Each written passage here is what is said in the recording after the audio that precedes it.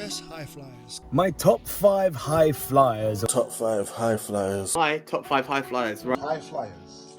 So who are these 5? Well, a lot of this is going to be WCW and modern era stuff, because that's where modern era in AEW, because that's where the high flyers rule. Top 5. I gotta go with a WCW guy. I know he was in WWE and right now he's a backstage guy, and he trained a lot of people, a lot more people than you think.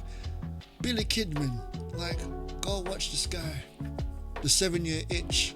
The first time we saw the shooting star press, well, I saw it properly, and yeah, he did it really good. And usually people that do the shooting star press always seem to injure the person they land on. He just hit it on point. His dives, everything. He's someone that people forget is a high flyer, but wow, amazing. So yeah, that's my number on 5. I'm going to start off with someone modern. I'm going to start off with Rey Fenix. Now, Fenix only just makes the list because there was a few years, like for 2 years straight, I was really of the mind that Rey Fenix is one of the best wrestlers, maybe the best wrestler for a period of a few months on the planet.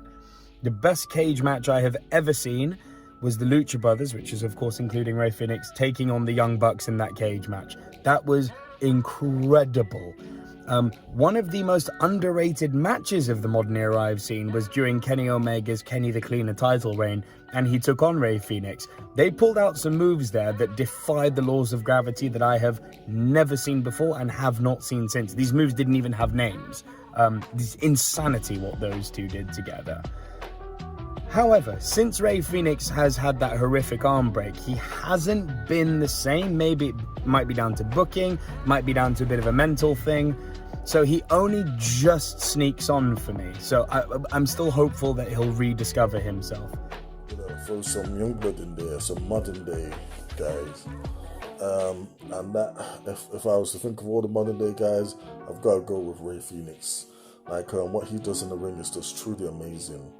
His flips, like his execution is that he literally does superhuman things like in the ring that like any casual fan coming in would just be drawn to, because again it is literally amazing what he's doing. Yeah, predetermined on that, like what he does in the ring is superhuman, and like it's really showing off. Like he's been a champion most places he's been. Yeah, and of course in his native homeland Mexico, he's one of their greatest, multiple-time AAA champion. Here, I'm hoping AEW one day, you know, he gets the belt. Hopefully he can improve upon his promos. So, well, he's English speaking, so we can cut promos, so we can get to that stage. But in terms of raw ability, Rey Fenix definitely belongs on this list. Kicking it off right in at number 5 is a man who I spotted in WCW and just showed what Lucha Libre was all about to me, along with a feud with someone else who's coming up much later down the line. But Hubin Guerrera. Now, bit of a checkered story when it comes to Hubin, but there was flexibility in this guy, and I remember one dive that he's done, even dislocated an elbow. He has the armband. He came back and he just delivered more and more.